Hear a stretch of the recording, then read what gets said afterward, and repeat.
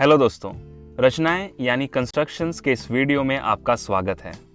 इस सत्र में हम एक दिए हुए कोण के समद्विभाजक की रचना करना सीखेंगे और इससे एक कदम और आगे बढ़कर बनाई गई रचना को गणितीय रूप से सिद्ध करना भी सीखेंगे। तो चलिए शुरू करते हैं। दोस्तों, बताइए कि हमें इन ज्यामितीय रचनाओं को सही तरह से बनाना सीखना क्यों आवश्यक है। बड़ी बड़ी इमारतें बनाने के लिए पहले हम उनका खाका यानी ब्लूप्रिंट तैयार करते हैं और यह खाका यदि सही नहीं हुआ तो क्या यह इमारत सही खड़ी हो पाएगी? जी नहीं। और सही खाका यानी ब्लूप्रिंट बनाने के लिए हम इन ज्यामितीय रचनाओं का उपयोग करते हैं। इसी प्रकार इन रचनाओं का उपयोग बहुत से भवन, सड़क, औजार, पुल, मशीनों इत्यादि बनाने में भी होता है। दोस्तों, बताइए कि हमें ज्यामितीय रचनाओं के लिए किन उपकरणों की आवश्यकता होती है।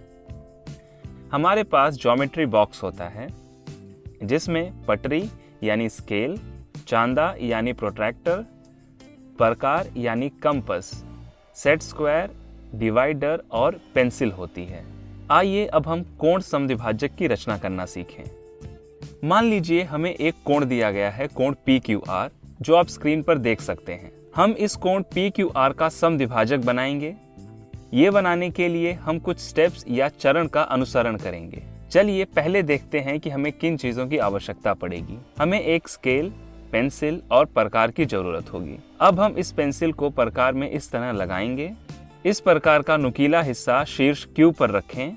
Q को केंद्र मानकर और कोई भी एक त्रिज्या लेकर एक चाप लगाइए जो किरण PQ और QR को क्रमशः मान लीजिए बिंदु A और बिंदु B पर प्रतिच्छेद करेगा।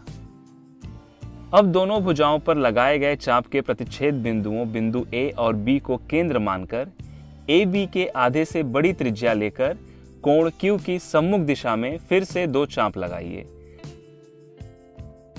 जो एक दूसरे को मान लीजिए बिंदु C पर प्रतिच्छेद करेंगे।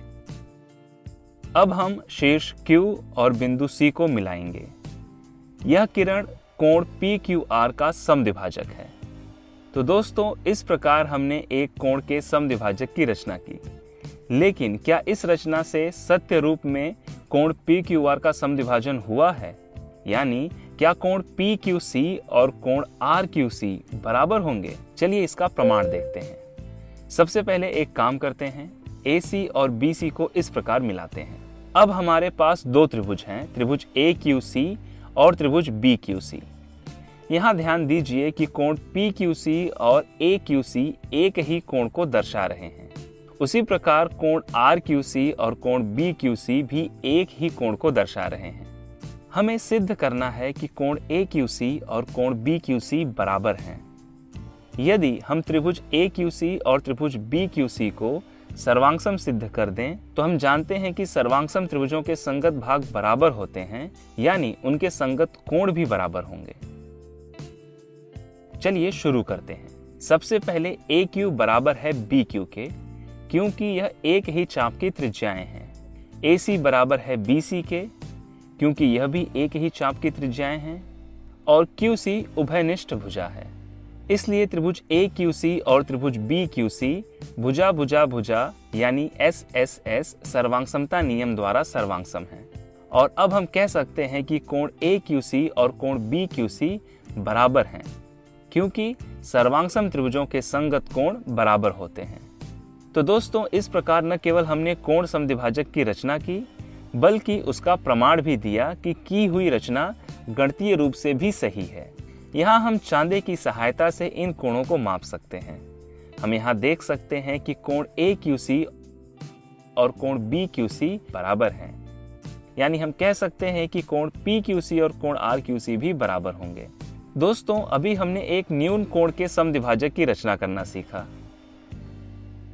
आप इस दिए गए अधिक कोण के समद्विभाजक की रचना स्वयं करें और उस रचना को गणितीय रूप से सिद्ध भी करें। दोस्तों, इस सत्र में बस इतना ही। आज हमने एक दिए हुए कोण के समद्विभाजक की रचना करना सीखा। मिलते हैं अगले वीडियो में, जहां हम एक रेखाखंड के लंब समद्विभाजक की रचना करना सीखेंगे। धन्यवाद।